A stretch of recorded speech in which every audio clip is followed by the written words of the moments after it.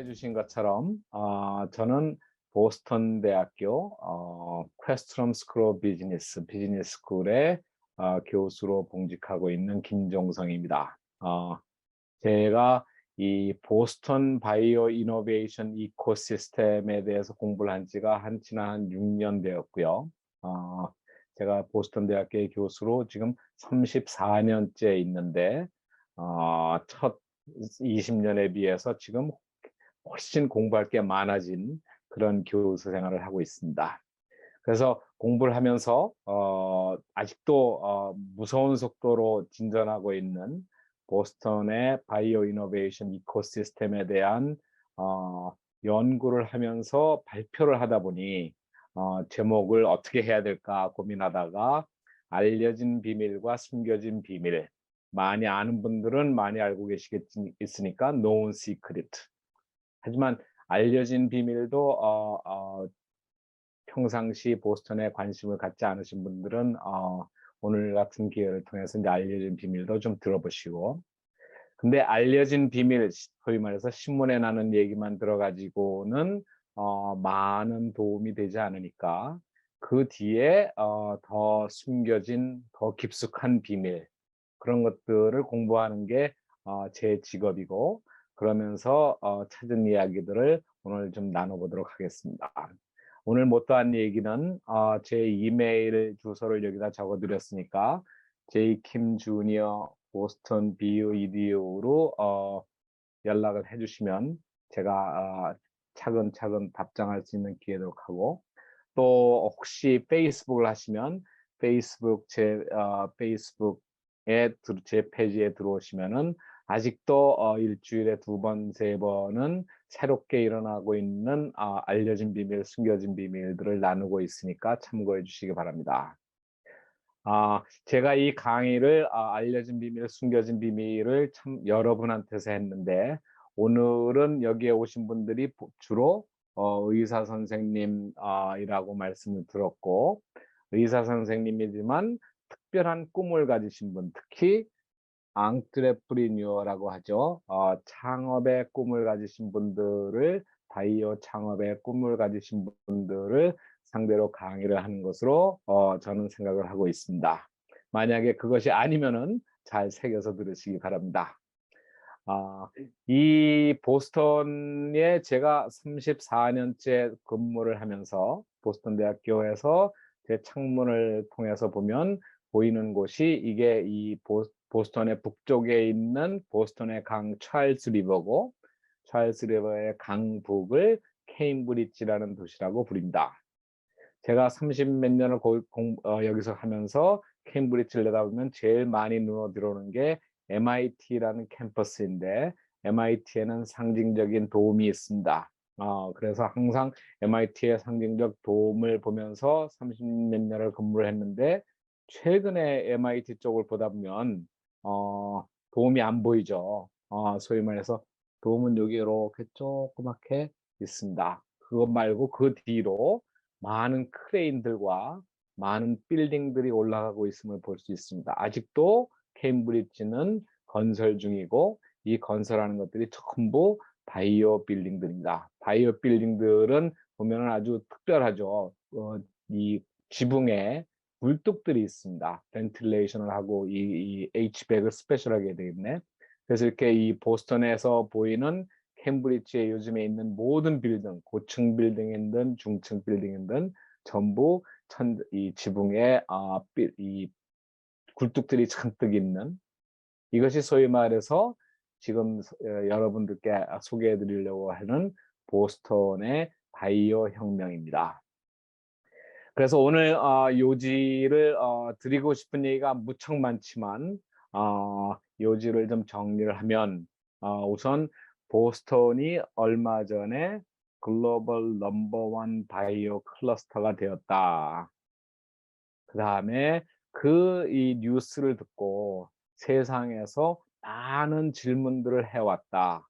그 질문들에 답을 하기 위해서 제가 공부를 해보니까 소위 말해서 바이오 클러스터의 엘레먼트, 구성 요건에 대한 공부들이 많았고, 그것만으로는 충분할 것 같지 않아서 저는 그 다음부터 베스트 프랙티스 스터디를 하면서 이 엘리멘트와 베스트 프랙티스를 공부를 하면서 소위 말해서 바이오 이노베이션이라는 것이 무엇인가에 대한 이론을 공부하고 있고, 그 이론의 핵심에는 두 가지가 있습니다. 앙트레프르니어, 소위 말해서 바이오 창업자, 그 다음에 바이오 창업자들을 키워주는 생태계, 앙트레프르니어하고 이코시스템을 중심으로 바이오 이노베이션 티오리를 지금 만들어가고 있습니다.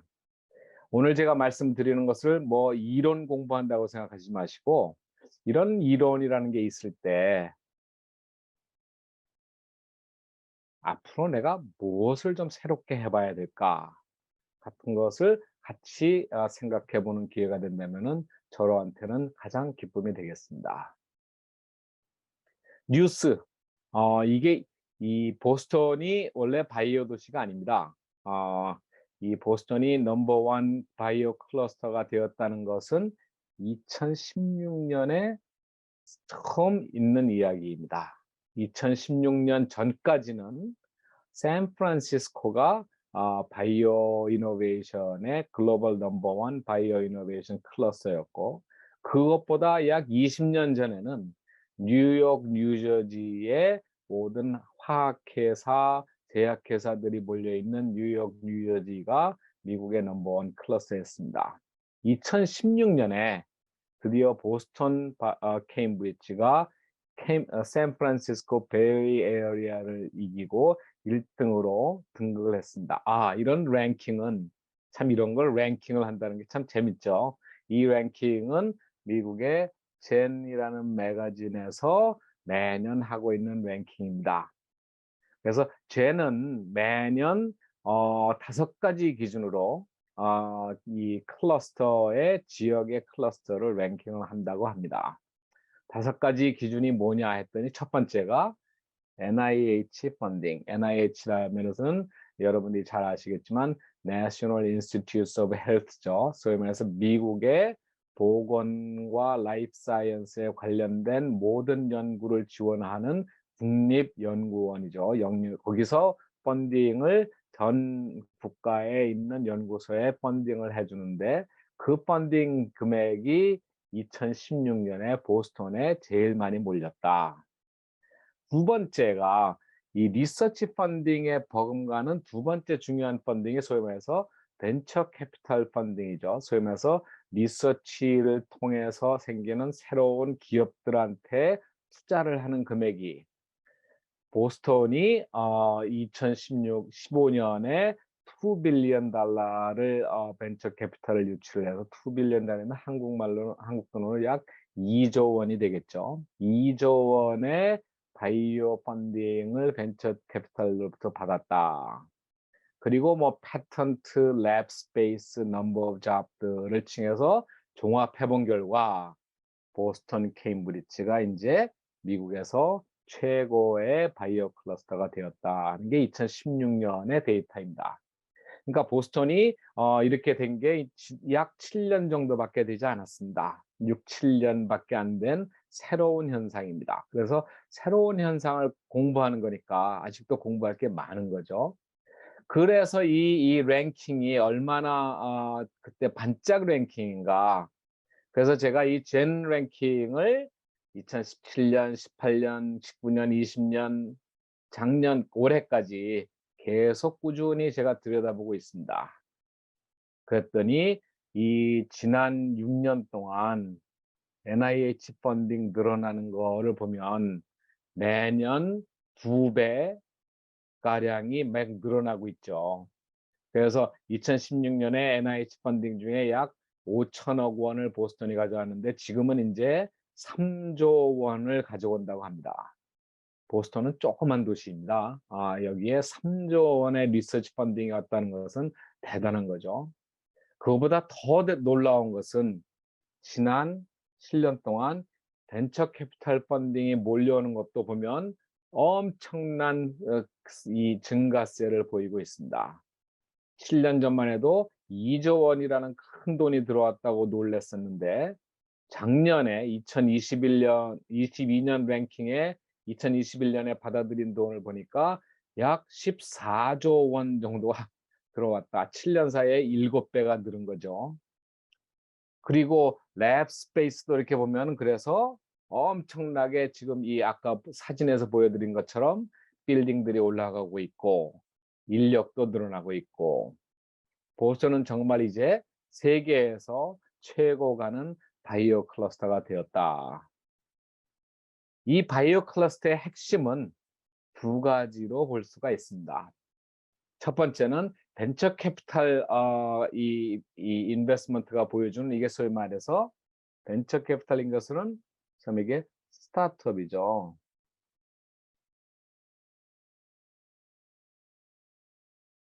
바이오텍 스타트업 기업들이 우후죽순격으로 막 일어나고 있다.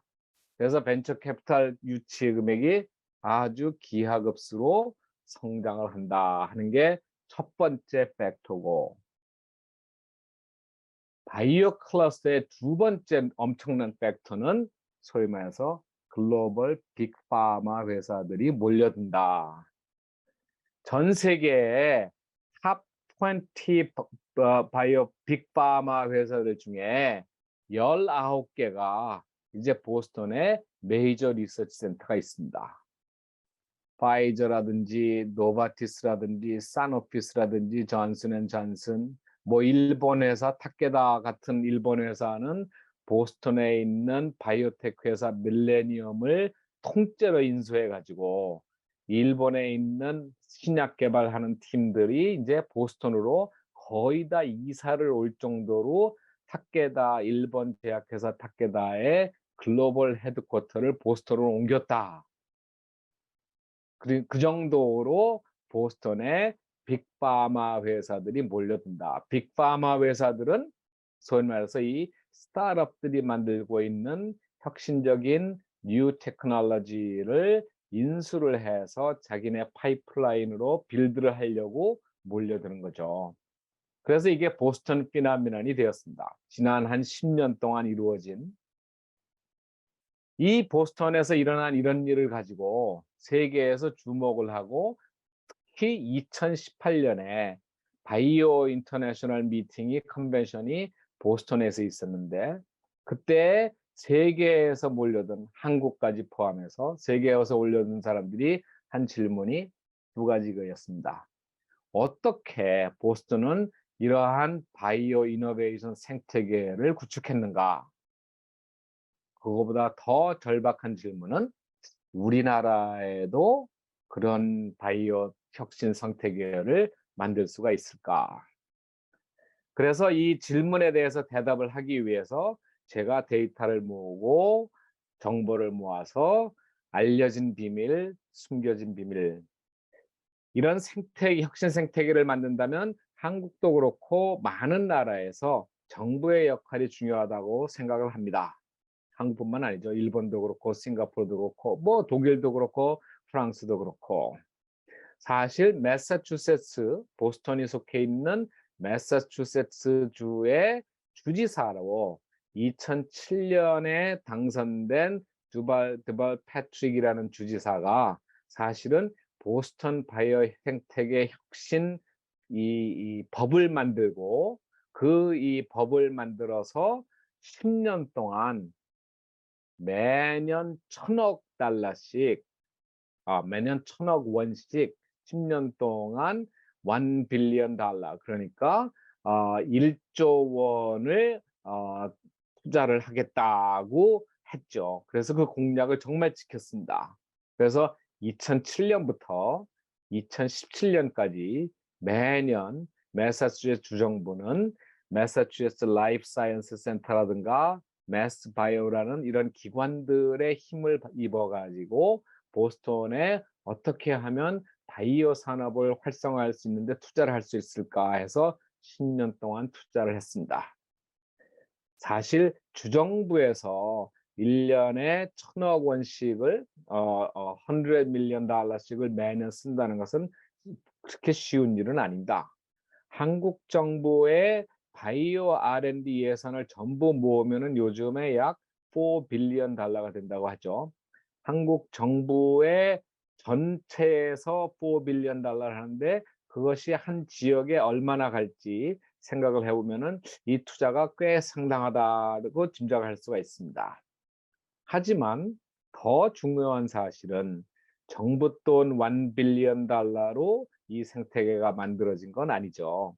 어, 이 매스바이어의 리서치에 따르면은 정부가 10년 동안 1 빌리언 달러를 투자하는 동안에 민간 기금, 그러니까 벤처 캐피탈이든지 아니면 빅파마 회사들의 자기네들의 캐피탈 익스펜디처들을 모아보면은 이거에 약 50배에 달하는 돈이 투자되었다고 합니다.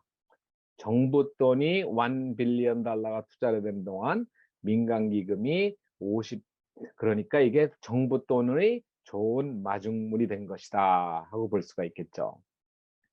또 알려진 비밀, 보스턴에는 옛날부터 이 라이프 사이언스가 굉장히 중요한 도시이긴 했습니다. 특히 보스턴에 있는 하버드 메디컬 스쿨은 하버드 메디컬 스쿨이 1782년에 설립이 되었다고 하는군요.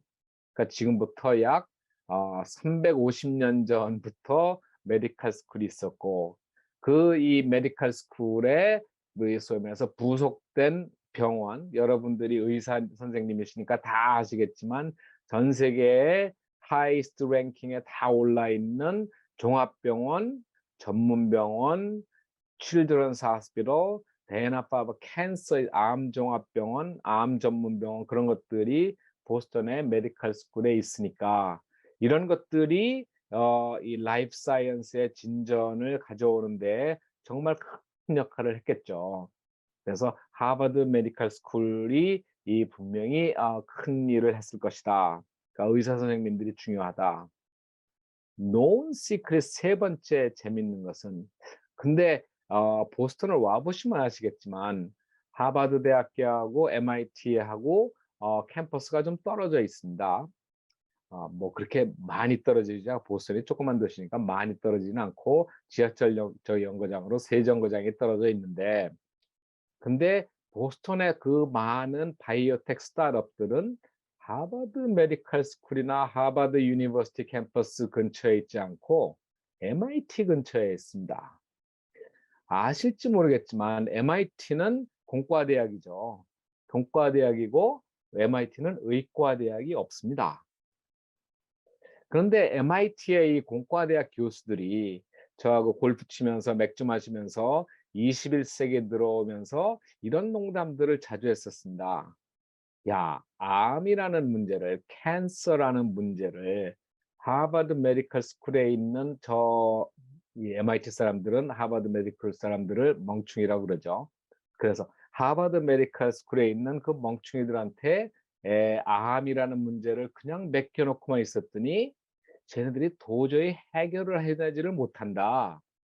아마 캔서라는 문제는 메디컬 스쿨이 해결할 수 있는 게 아니라 엔지니어링 스쿨이 해결해야 될지 모르겠다. 우리는 사람을 달에 보낸 사람들 아니냐. 캔서를 해결한다는 걸 문샷이라고 한다는데 그럼 당연히 문샷을 하려면은 달에다가 이 사람을 보낸 MIT 기술로 해야지 라는 농담을 하더니 정말 놀랍게 2004년에 2004년에 MIT 총장님으로서 총장님을 외부에서 모셔오고 그것도 여자분을 그것도 라이프 사이언스 바이올로지 교수님을 총장으로 모셔왔습니다. 그러면서 MIT가 우리가 라이프 사이언스에 이 굉장히 많은 투자를 앞으로 하겠다라고 공표를 했죠. 그러더니 MIT에 이런 도움에서 이런 거 하고 놀던 사람들이 있는 동네에 이런 제네틱 엔지니어링 랩이 들어오는가 하면 캔서 인스티튜트 같은 것이 세워지고 지금 MIT 캠퍼스 근처에 가면 라이프 사이언스 리서치 인스티튜트, 콜래보레이션 리서치 인스티튜트가 10개가 넘게 몰려 있습니다. 뇌연구소, 의학연구소, 뭐 굉장히 많은 이 연구소. 그 연구소들이 그러니까 아카데미에서 나오는 이 사이언스를 커머셜로 전환을 하는 그래서 거기에 이 많은 스타트업들이 생기는 거죠. 그런 것들이 소위 말해서 하버드와 MIT가 이게 메디컬 스쿨이나 사이언스만 하는 게 아니라 엔지니어링이 들어가서 공대하고 같이 해야 이런 것들이 만들어지는 거구나 하는 힌트를 얻을 수가 있습니다. 이런 것들을 종합해서 좀 더 이제 이 세계적으로 자 그러면은 바이오 테크놀로지 클러스터를 만들 때 중요한 엘레멘트가 뭐냐 그런 신문에 나는 얘기 말고 이 책을 제가 공부하면서 이 페이퍼를 보았습니다. 그래서 의과대학의 의사시면서 바이오 헬스케어 산업계 진출이라는 꿈을 꾸신다면은 제가 강력하게 오늘 추천하는 책이 있는데 바이오테크놀로지 앙트레프리니어십이라고 2014년에 출간된 이 책이 아주 참 여러 가지 스토리를 안에 갖고 있습니다.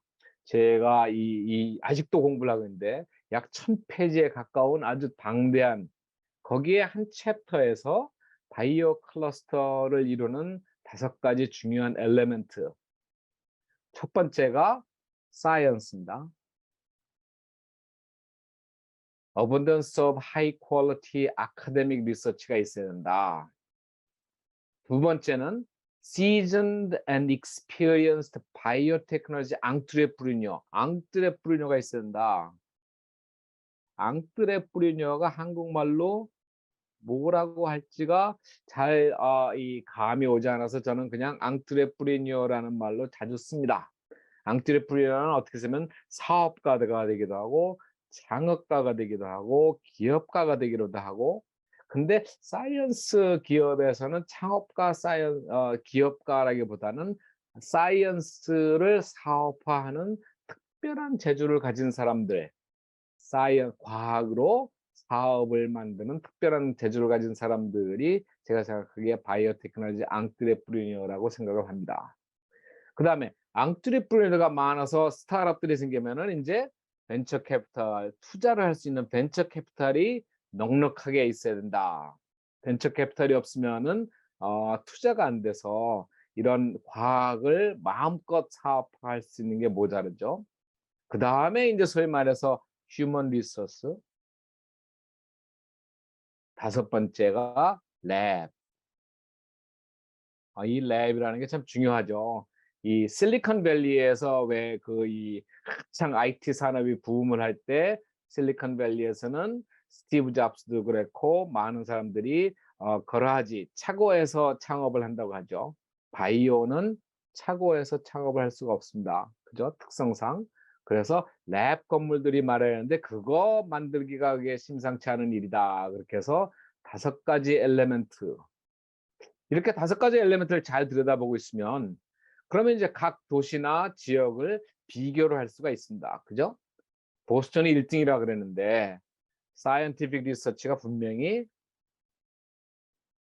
세계에서 넘버1일 겁니다. 그 다음에 보스턴 지역하고 샌프란시스코하고 2개가 이 소위 말해서 이 시즌드 앙트레프리니어 그러니까 이 과학으로 사업을 만들 줄 아는 사람들 그런 것들이 이 거기에 많겠죠. 물론 벤처 캐피탈은 아직도 샌프란시스코가 보스턴보다 전체 총액은 많다고 합니다. 이게 뭐 샌프란시스코하고 비교할 게 아니라 우리는 싱가포르도 얘기 들었고 중국에 가면 상하이나 베이징에 또 대단한 서울이나 한국에서도 지금 바이오 클러스터로 서울이 좋은가 대전이 좋은가 그런 걸 비교를 할 때 이제 앞으로는 사이언티픽 리서치, 시즌드 앙트레프리니어, 벤처 캐피탈 펀딩, 그다음에 많은 기능공, 스킬드 워크포스, 그다음에 랩들 이런 것들을 비교를 하는 이런 식으로 공부를 해야겠죠. 근데 이런 식으로 공부를 해봤더니 옛날에 이런 일이 있었습니다. 실리콘밸리가 한창 오르던 1990년대 전 세계 많은 나라들이 실리콘밸리에서 일어나는 혁명들을 보고 비슷한 공부를 했습니다. 무엇이 실리콘밸리를 크게 만드는가? 그래서 소위 말해서 이 Six Elements of Tech Innovation Ecosystem이라는 거를 막 공부를 많이 했죠. 그거를 이 리서치를 제일 많이 한 나라 중에 하나가 일본이었습니다. 일본 연구팀, 정부 국책연구소에서 지원을 받은 사람들이 이런 연구를 해서 실리콘밸리의 엘리멘트를 공부를 많이 해서 발표를 했는데, 그때 이 일본의 정부에서 이 의원들이 했다는 얘기가, 야, 그 정도는 우리도 지난 10년 동안 굉장히 많은 투자를 해서 그런 엘리멘트는 다 갖췄다고 생각을 하는데, 그 엘리멘트를 다 갖췄는데도 불구하고 왜 일본의 도쿄나 오사카나 요코하마에는 이 실리콘밸리에서 그런 일이 일어나지가 않느냐. 아, 이게 엘리멘트만을 공부해서는 안 되겠구나. 엘리멘트처럼 이렇게 스냅샷이나 이런 걸보다는 프로젝트도 공부해야 되겠고, 특히 엘리멘트에 들어있는 엘리멘트들을 끌고 당기고 하는 다이내믹 메커니즘 같은 거를 공부를 할 필요가 있겠다. 특히 오늘 의사 선생님 만들 이 K-닥 프로그램에 오신 분들한테 엘리멘트를 얘기해봤자 그건 좋은 말씀인데, 그런 엘리멘트만 계속 듣고 이게 과연 창업을 하려는 나한테는 무슨 도움이 되지? 그래서 제가 히든 시크릿을 공부하기 시작했습니다. 소위 말해서 베스트 프랙티스, 소위 말해서 이 보스턴을 보스턴처럼 만든 숨겨진 비밀이 무엇인가? 예를 들면 어bundance of high quality academic research가 있어야 되는데, 보스턴에 있는 하이 퀄리티 아카데믹 리서치는 다른 동네 아카데믹 리서치하고 다른가? 그래서 공부를 하면서 제가 이분을 발견을 했습니다. 이분을 아시는 분들은 이제 많이 아시겠지만, 이분은 보스턴에 있는 MIT의 로버트 랭거 교수님입니다. 랭거 교수님의 웹사이트에 가보면 랭거 교수님에 대한 소개가 아주 잘 나와 있습니다. MIT의 최고 석좌 교수님이다. 평생 약 1250개의 페이퍼를 쓰셨다. 그중에 특허를 낸 게 1000개가 넘고, 근데 더 놀라운 것들을 보면 랭거의 교수님의 기술은 약 250개의 회사들로 테크놀로지 트랜스퍼가 되었다. 한 교수님 랩에서 만든 기술들이 250개가 기업에, 참 그건 보통 일이 아니겠구나. 보통 교수님들이 하는 아카데믹 리서치가 아닌 모양이다. 더 공부를 해보면 테크놀로지 트랜스퍼만 한 게 아니라 랭거 교수님은 1987년에 첫 번째 회사를 창업한 이래 지난 40년 동안 약 40개가 넘는 회사를 창업을 하셨다. 거기에 이런 회사도 있다. 보스턴에 있는 유명한 어드밴스 이널레이션 리서치라든지 모멘타라든지 굵직굵직한 바이오텍 기업에 손이 안 간 곳이 거의 없을 정도로 모더나까지도 창업에 관여를 하신 그런 분들, 그런 아카데믹 리서치는 정말 숨겨진 비밀이, 공부를 좀 해봐야 되겠다 그랬더니, 정말 이런 랭거가 어떻게 이런 거를 잘했나를, 랭거는 아까 MIT 교수라고 그랬죠. MIT와 라이벌에 있는 하버드 비즈니스 스쿨에서 리서치를 해서 케이스를 발표를 했습니다. 랭거 랩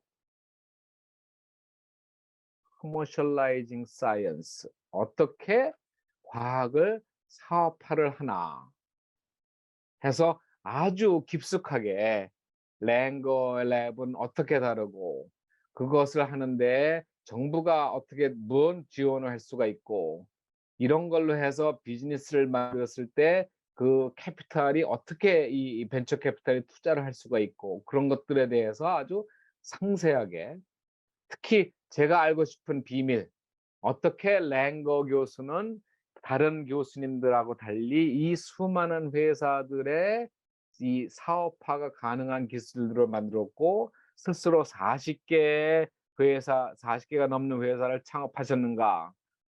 이 케이스 스터디를 잘 읽어보면은 랭거 교수하고 인터뷰를 한 게 있습니다. 랭거 교수의 인터뷰를 해서 보면 참 재밌는 말들이 많이 나옵니다. 그중에 첫 번째 하나 랭거 교수가 하신 말씀 이게 MIT 사람들이 많이 하는 거예요. Nothing is impossible. 사이언스하고 테크놀로지를 쓰다 보면 정말 못할 일이 없다. 다 할 수 있다. 근데 다 무엇을 하느냐는 그거는 과학자가 정해야 된다. 무엇을 하느냐? What am I going to do? 나는 나의 goal은 한 번도 scientific paper 쓰고 patent file 하는 데에서 그치지를 않았다. 나는 정말 내가 연구를 하고 과학을 뚫고 있을 때 정말 나는 이것이 어떻게 사람의 라이프를 사람의 생명에 영향을 미치는지를 정말 보고 싶은 게 나는 항상 꿈이었다. 그러자면 당연히 창업을 해서 기술을 창업을 해서 쓰일 수 있는지를 들여다보는 것이 내 미션이 아닐 수가 없다. 그게 이제 첫 번째 랭거의 워드고 두 번째 어떻게 해서 이렇게 성공을 했느냐. 성공은 하다 보면 한다. 하지만 내 생각에 성공한 사업들은 성공한 과학 프로젝트는 이 정도가 중요하다고 생각을 한다. 아이디얼 리서치 프로젝트 사업화하기에 이 좋은 연구 과제 이런 것들을 잘 생각해 볼 필요가 있다. 첫 번째 큰 아이디어, 휴지 아이디어, 조그만 아이디어 말고 세상을 바꿀 수 있는 아이디어를 연구를 해라. 그다음에 이 연구를 하고 그러면서 세상에 어떻게 바꿀 수 있는지를 보여주는 세미날 페이퍼를 그러니까 이 남들보다 첫 이 걸음을 떼는 그런 페이퍼를 써라. 그리고 페이퍼를 쓰고 그때 패턴트를 특허를 꼭 좋은 특허 변호사를 만나서 좋은 특허를 만들어 놔야 된다. 왜냐하면 아무리 훌륭한 페이퍼도 패턴트를 만들어 놓지 않으면은 아무리 훌륭한 아이디어도 투자를 받지 못한다. 이 랭거 교수는 40년 동안 창업을 하면서 느낀 게 투자 없이는 창업을 할 수가 없다. 창업을 하려면 그러면은 패턴트를 잘 만들어야 된다. 하고 이런 식으로 얘기를 합니다. 그래서 사실 이 랭거 랩에 대한 연구를 하다 보면 랭거 교수의 팀들은 리서치를 할 때 리서치 매핑을 할 때 리서치 매핑만 하는 게 아니라 퍼블리시 플랜들도 하고 특히 퍼블리시 하기 전에 패턴트를 준비하는 플래닝을 하고 시작할 때부터 어떻게 커머셜 할지를 누구한테 가서 투자를 받을 수가 있고 한 것을 다 처음부터 생각을 하고 그런 것들을 하면서 매 스텝마다의 중요한 마일스톤들을 만들어 간다 하는 게 그러니까 이게 한두 번 창업을 해본 교수님 같으면은 인제 창업이라는 것이 어느 날 갑자기 우연히 생기는 게 아니라 창업이라는 것을 기획을 해서 할 수 있다는 것을 인제 아실 수가 있죠. 이것이 랭거 랩의 첫 번째 교훈. 두 번째 교훈으로 내가 받는 것은 소위 말해서 랭거의 네트워크입니다. 이것도 이 하버드 비즈니스 스쿨에서 연구를 한 그 논문을 들여다보면 랭거 교수는 정말 많은 사람들하고 관계를 밀접하게 갖는다. 거기에 예를 들면 랭거는 케미컬 엔지니어링을 하는 교수입니다. 케미컬 엔지니어링을 하는 교수인데 화학 교수인데 의사 선생님들하고 많은 시간을 보낸다. 그다음에 제약사, 릴레이나 와이에트라 이런 제약사하고도 많은 시간을 보낸다. 보스턴 근처에 있는 스타트업들하고도 많은 시간을 보낸다. 보스턴에 있는 벤처 캐피탈들하고도 많은 시간을 보낸다. 그 다음에 MIT 내부에서도 특히 MIT TLO, 테크놀로지 라이센스 오피스라고 하죠. TLO에 있는 리타 넬슨이라는 디렉터하고도 많은 시간을 보낸다.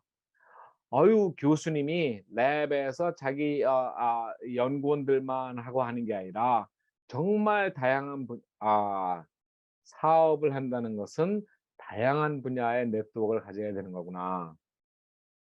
그중에 특히 TLO, 그러니까 이 MIT TLO는 유명하죠. MIT 테크놀로지 라이센스 오피스는 뭐 다른 대학도 병원도 다 테크놀로지 라이센스 오피스가 있지만 이 MIT가 유명한 것은 이 거기에서 리타 넬슨이라는 이 디렉터 할머니가 40년을 넘게 MIT TLO를 디렉터를 했습니다. 그러니까 테크놀로지 라이센스 오피를 3년, 4년 하고 그냥 다른 데로 옮기는 게 아니고 이분은 평생을 테크놀로지 라이센스를 매니저하면서 어떤 과학이 어떤 사업으로 성공을 하려면은 어떤 패턴트를 준비해야 되고 그런 것들을 어떻게 라이센스를 해야 되고 그런 것들을 굉장히 그러니까 TLO의 역량이 대단히 중요하겠구나. MIT는 TLO뿐만 아니라 다른 굉장히 많은 소위 말해서 창업 생태계를 갖고 있습니다.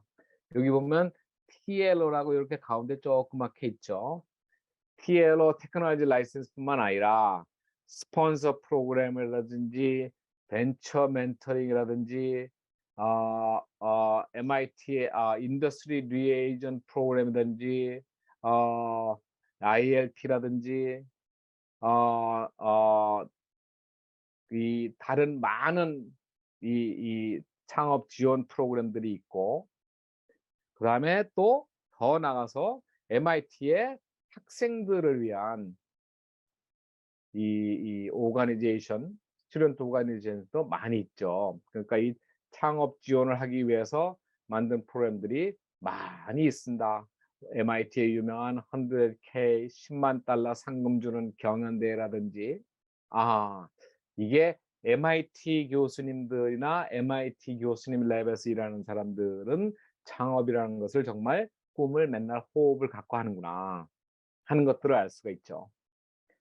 자, 그러면은 근데 문제는 MIT 같은 랭거 같은 교수님이 아무나 다 그렇게 할 수 있지 않은 MIT 랭거는 이 주변 사람들이 말하면은 이 세계 최고의 천재급 같은 사람이다. 아무나 그렇게 할 수 있는 것이 아니다. 랭거는 아인슈타인이나 파인만급의 천재다. 그러니까 아무나 그렇게 할 수 있지 않다. 자, 그러면은 천재 같은 랭거 교수가 이렇게 창업을 평생 40개를 했다는데 그럼 우리는 어떻게 해야 되나? 창업을 꿈을 가진 우리 의사님들이나 대학 이 리서처들한테 창업의 방법론을 그럼 훈련하는 트레이닝 프로그램이 좀 있어야 되지 않을까? 사실 미국에는 이제 지난 한 10년 동안 이 라이프 사이언스 창업을 지원하고 훈련하는 프로그램들이 여기저기에 생기기 시작했습니다. 그래서 이런 거를 꼭 알아들었으면 좋겠는데 NIH에 가면 National Institute of 거기에 캔서 인스티튜트나 하는 여러 가지 부서에서 아이코라는 프로그램입니다. 이노베이션 코어. 이게 창업 지원 프로그램의 창업 훈련 프로그램에 아주 유명한 그다음에 이 NIH 같이 정부뿐만 아니라 보스턴에 오시면은 IB라는 Institute for Biomedical Entrepreneurship이라는 비영리 민간 단체들이 1년에 4차례씩 창업 교육 프로그램들을 합니다. 이건 1주짜리 프로그램입니다. 기회가 되시면은 IB라는 프로그램을 찾아보시고 이 보스턴에서 하는 IB라는 프로그램에 5일 동안 참가를 하시면은 랭거처럼 창업을 하는 과학자가 되려면은 내가 어떤 이 역량을 키워야 되는가를 보일 수가 있습니다. 그런 것들이 여기저기에 많이 생기고, 물론 스탠포드에도 스파크라는 프로그램이 있습니다. 이건 스탠포드 지역에 있는 스파크라는 프로그램인데, 스파크라는 프로그램에서는 이런 특히 제일 참 좋은 창업 가이드 프로그램을 냈습니다. 이 Practical Guide to Drug Development in Academia, 이 책은 제가 창업을 준비하면서 굉장히 도움을 받은 책이어서 여러분께 권장을 해드립니다. 그 다음에 NIH에서는 드디어 이제 이런 창업가들을, 과학자들이 창업가가 돼서 이 창업을 활성화할 수 있도록 Translational Scientist, 중개연구소 연구 과학자들을 키우는 NIH NCATS라는 기관을 따로 하나 만들었습니다. NCATS, National Center for Advancing Translational Science라고 해서 요 NIH의 NCATS 웹사이트에 들어가면 또 아주 좋은 창업가를 위한 사이언티스트들이 창업가가 되기 위해서 필요한 지식들에 대해서 많은 정보를 만들어 놨습니다.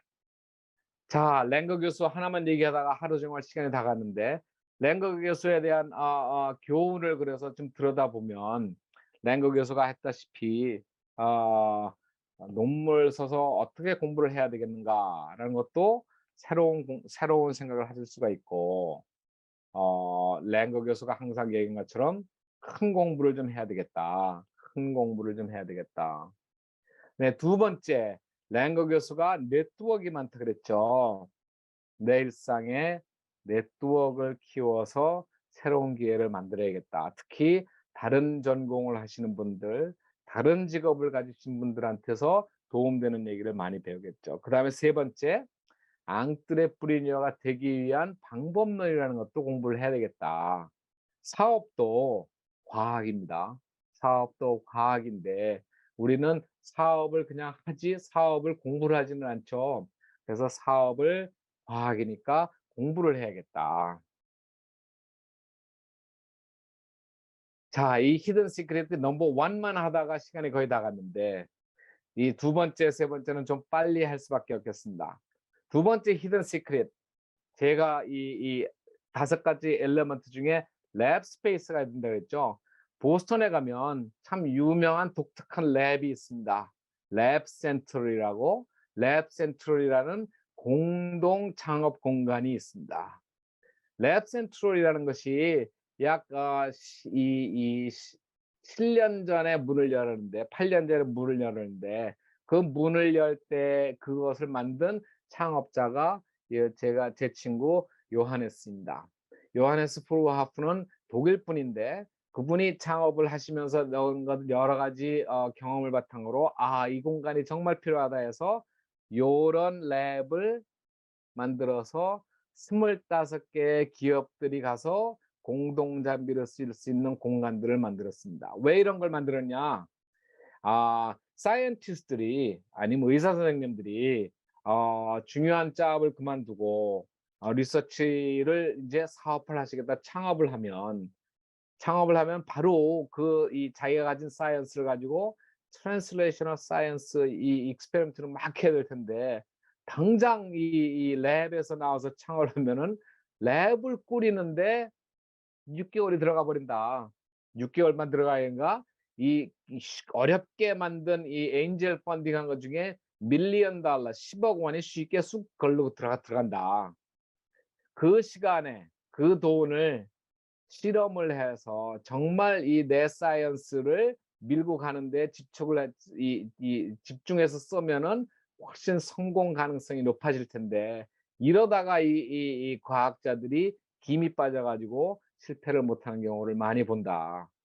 그래서 이런 가진 걸 가지고 조그만 랩을 이 25개 기업 스타트업들이 들어갈 수 있는 공간을 만들어서 2014년에 시작을 했는데, 그런데 이 랩이 놀라운 결과를 가져옵니다. 얼마나 놀라우냐? 이 랩 센트럴의 임팩트 리포트를 가서 웹사이트에 들어가서 보시면 참 얼마나 놀라운. 2020년에 랩 센트럴에 있는 지금 이제 확장을 해서 약 50개의 기업이 있는데 50개 기업이 2020년 동안에 약 3.7 빌리언 달러를 펀드레이징 했답니다. 아니, 이 스타트업들이 한 기업당 100 밀리언 달러, 100 밀리언이면은 평균 이 한 기업이 만들어졌다면은 이게 이 1천억 원입니다. 1천억 원. 스타트업이 1천억 원을 했다. 그러니까 이 모든 그런 게 아니고 그러니까 잘하는 기업들은 더 많이 했다는 얘기죠. 이 랩 센트럴에 들어가는 기업들은 스타트업들이 성공률이 5배가 높아진다 그러고 성공하는 스피드가 3배가 빨라진다 그러고 그 사람들의 시장 가치는 다른 무슨 일이 이렇게 랩인가. 그래서 랩 센트럴에 어떤 무슨 이런 엄청난 성과를 가져가겠는가가 이제 소위 말해서 큰 하나의 비밀이 되는 거죠.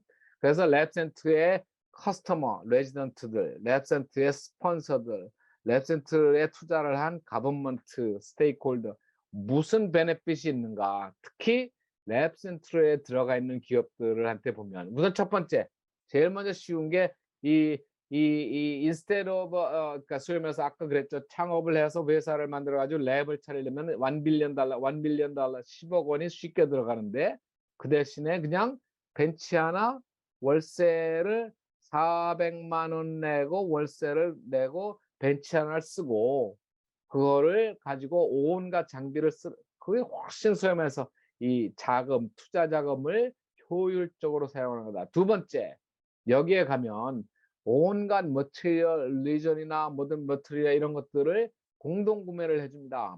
그러니까 이 소위 말해서 이 스타트업들의 PhD들이 두 명이 모여서 스타트업들을 하는데 거기에 총무과장을 구매과장 뭐 그런 사람이 아유 그런 일을 하다가 이 사이언티스트들이 다 그걸 하는데 이런 것들을 다 해주니까 그러면서 오퍼레이팅 이피션시가 굉장해.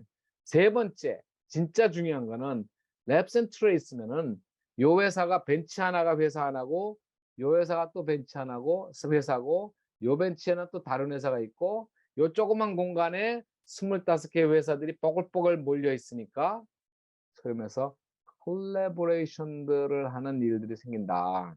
그렇죠. 한 스타트업은 MIT 랭글랩에서 케미스트리 공부한 사람이 만든 회사고 또 하나는 저쪽에 이 하버드의 바이올로지 하는 처치랩에서 공부한 바이올로지 공부한 사람이고 그런 회사 두 개가 있으면은 서로 굉장히 보완적인 일들을 해주겠죠. 이 네트워크 이펙트가 이 랩 센트럴에 있는 기업들을 강하게 해준다. 네트워크가 회사끼리만 있는 게 아니라 사실 이 랩 센트럴에 가면은 많은 스폰서가 있습니다. 스폰서의 많은 회사들은 여기에 스폰서를 제가 좀 챙겨왔는데 존슨 앤 존슨이라든지 워시라든지 뭐 소위 말해서 전 세계 빅파마가 여기에 다 스폰서 빅파마 회사들이 스폰서로 여기에 와 있는 이유가 뭐라? 여기에 있는 스타트업들이 뭘 만드는가 하고 얘네들은 처음에서 오픈 이노베이션을 하죠. 오픈 이노베이션을 하는 이 글로벌 빅파마들이 제일 관심 있는 동네가 어디?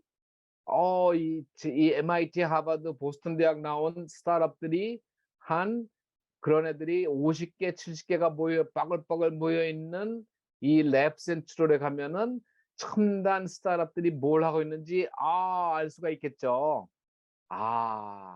이런 것들이 네트워크 이펙트들이 여기에 이렇게 생기고 있구나 하는 것을 볼 수가 있습니다.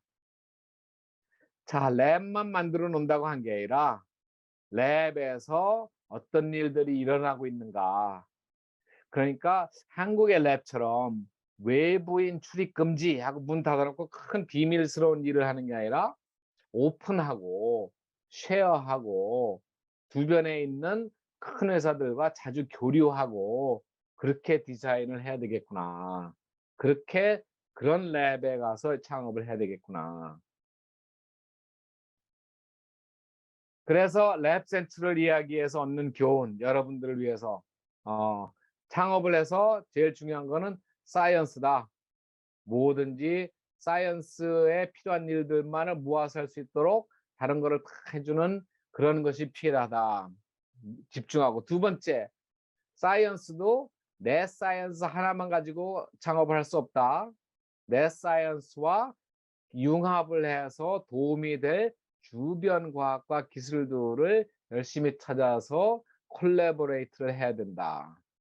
세 번째, 이렇게 부지런히 찾고 컬레이션하고 그러면은 실험실에서 내 계획을 바로바로 반영을 해가지고 새롭게 만들어가야 된다. 소위 말해서 익스페리멘트 정신으로 해야 된다 하는 걸 알 수가 있겠죠. 보스턴의 창업 정신을 잘 이 이코시스템을 들여다보면 어떤 창업이 성공을 하는가에 대한 생각도 조금 할 수 있다. 세 번째 진짜 이 히든 시크릿이 왜 아까 빅파머들이 몰려든다고 했는데 빅파머들이 스타트업들을 찾아서 왜 오지? 빅파마 회사하고 스타트업들하고 무슨 관계가 있지? 그거를 보려면은 이 소위 말해서 빅파마 회사들의 오픈 이노베이션 스트래티지, 머크라는 빅파마에서도 2006년부터 오픈 이노베이션을 추리했고, 파이저도 오픈 이노베이션 센터를 위해서 센터 포 테라퓨틱 이노베이션이라는 걸 만들어 가지고 미국의 중요한 아카데믹 메디컬 센터 근처에 자기 팀들을 보내서 이 오픈 이노베이션 서치를 막 하고 있고, 이게 왜 이런가 봤더니 바이오텍 레볼루션이라는 게 1970년부터 이제 이 아주 커다란 이 레볼루션이 일어났는데, 제넨텍이나 이 샌프란시스코에서 시작을 했다 그러죠. 바이오텍 레볼루션이라는 것은 이 제 친구 하버드 대학교의 게리 피사노 교수의 크리에이티브 컨스트럭션이라는 이 책을 가서 들여다보시면은 몰레큘러 바이올로지라는 것이 엄청나게 여러 분야에, 그러니까 소위 말해서 테라퓨틱 타겟도 많은 바이올로지를 통해서 새로운 타겟들이 발견이 되고, 그 다음에 타겟에 공략을 할 수 있는 새로운 이 소위 말해서 이 물질 컴파운드도 엄청나게 새로운 것들이 많이 생기고, 그 컴파운드와 타겟을 연결을 시켜서 스크린을 할 수 있는 테크놀로지도 또 엄청나게 많이 나온다. 이게 소위 말해서 이 한 몰레큘러 바이올로지 레볼루션이라는 것이 한 군데에 이렇게 일어나는 혁명이 아니라 바이올로지 바이오텍 분야 전체에 일어나는 one major new technology가 아니고 굉장히 많은 이 테크놀로지들이 동시다발적으로 막 내오고 있다. 여러분들 지금 아시겠지만 뭐 최근에 RNA 얘기를 하든지 다시 마이크로 하고 뭐 이런 뭐 보통 이런 옛날에는 생각도 안 할 것들이 이제 약이 된다고 다 프로틴을 직접 약으로 하는 것들, 그런 것들이 이제 결국 시작이다. 이게 몰레큘러 바이올로지 레볼루션이 지금 이제 시작이다. 이게 바이오 이 파마한테는 큰 기회죠.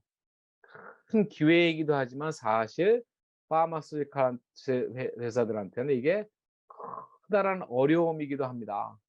왜냐하면 파마스유티컬 회사들은 100년, 150년 동안 케미컬 드럭을 만들면서 장사를 해왔던 약, 이 아스피린이고 뭐 그런 거 다 케미컬 드럭인데, 이 그런 거를 만들으라고 과학자들을 다 모아놨는데, 아니 지금 이 몰레큘러 이 리볼루션이 정말 정말서 nobody is trained in this stuff.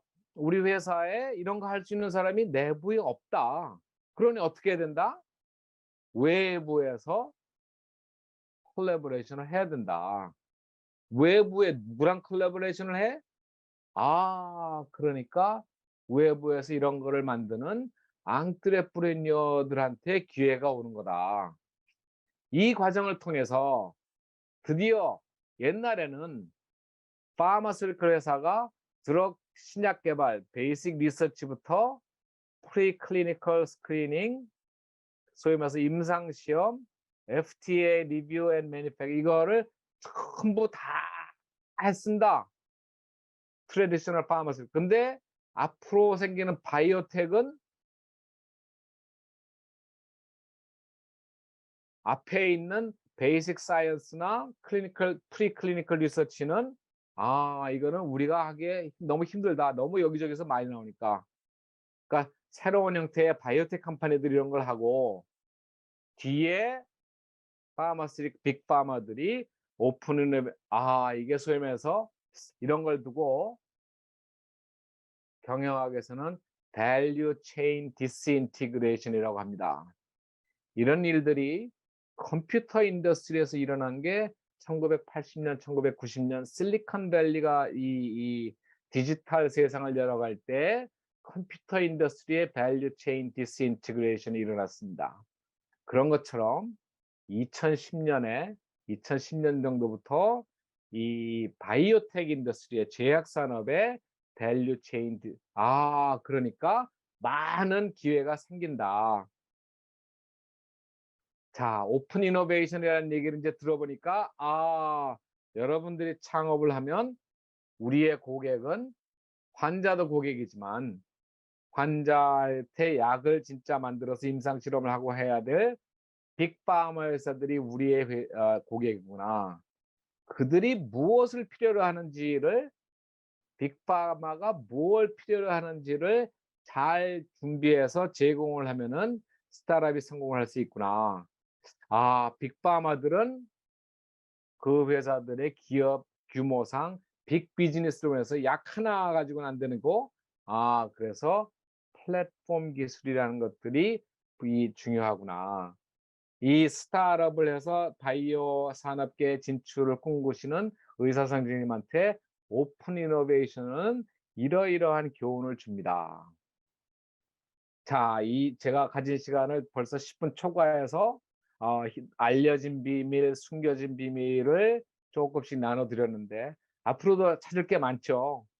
특히 앙트레프레니어십, 창업가의 기회, 그 다음에 이코시스템을 만들어가는 생태계의 기회.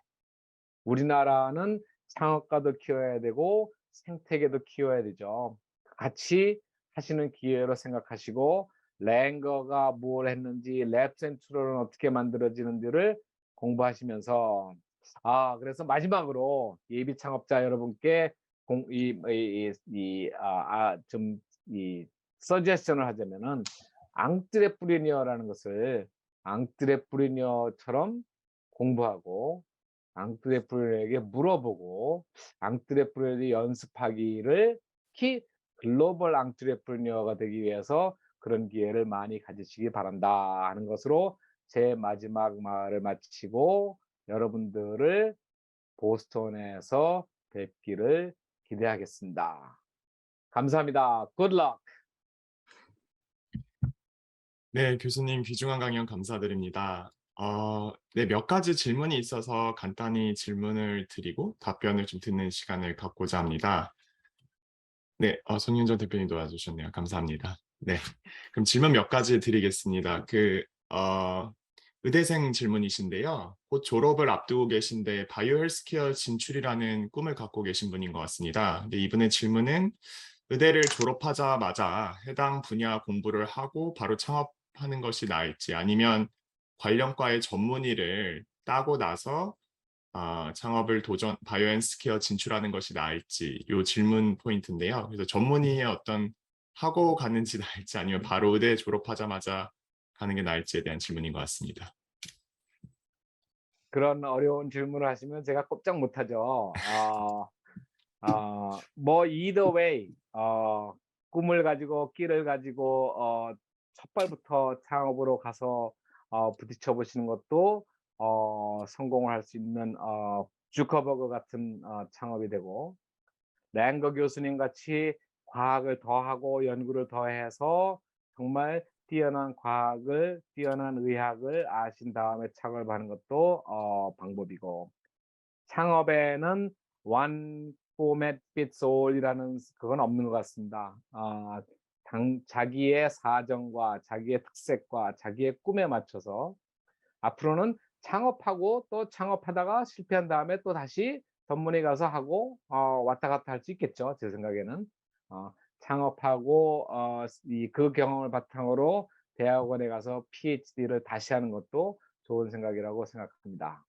그러니까 그거는 해보시고 하면서 필요한 어드바이스를 멘토를 가지시면 되겠네요.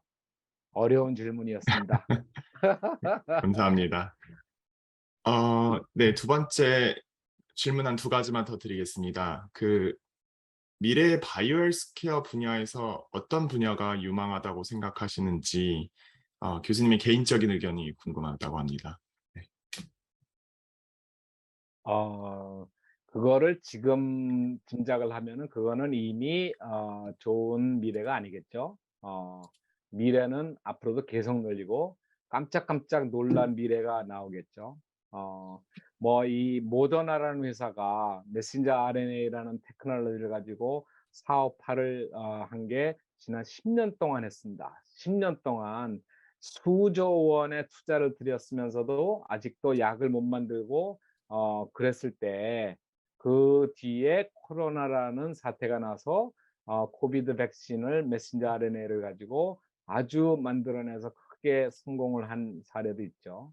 어 이 바이오 테크놀로지 기술이 어느 분야가 제일 유망하다고 생각하기보다는 '내가 좋아하는 기술이 무엇인가? 내가 좋아하는 기술이 내가 공부하는 기술 분명히 앞으로 계속 나오는 기술들을 자꾸만 공부를 해서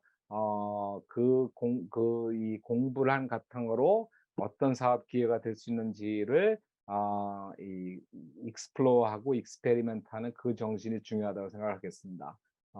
바이오텍은 내가 듣기로는 이제 시작이라고 하더군요. 제가 과학자가 아니라서 잘은 모르겠는데 이제 시작이라니까 앞으로도 뭐 지금부터 20년 전에 누가 뭐 아이폰이 나올 걸 생각이나 했나요? 지금부터 20년 전에 누가 메타버스라는 것을 생각한 적이 없습니다. 앞으로 바이오도 그런 쪽으로 나간다고 하니까 어 용기를 내서 그것도 어려운 질문이었네요. 답이 없는. 네. 마지막 질문 드리겠습니다. 그 보스턴 랩 센트럴 캠브리지 등의 한국인 대표가 운영하는 바이오텍이 어느 정도 되는지 궁금하다는 질문이 있었습니다. 랩 센트럴이 이 동네에 있는 커먼 랩 스페이스가 보스턴에 그런 랩 스페이스가 한 10개 정도가 있다고 치면 그중에 가장 크고 가장 대표적이고 가장 잘 알려진 게 랩 센트럴인데 랩 센트럴은 지금 현재 약 70개의 스타트업들이 모여 있습니다. 거기에 한국의 기술을 바탕으로 한국 사람들이 하는 기업은 저희 회사 K2B가 유일합니다. 그래서 앞으로 한국에서 만들어진 기술로 보스턴에서 사업화를 하시는 데는 랩 센트럴에 가면 아주 기회가 많을 것이다. 왜냐하면 한국 사람 하나밖에 없으니까 다른 사람 더 많이 받아주겠죠. 아직 쿼타를 채우지 못했으니까 한국의 과학 기술을 보스턴에 갖고 와서 랩 센트럴에서 같이 할 수 있기를 바랍니다. 네, 교수님 긴 시간 좋은 강연과 네,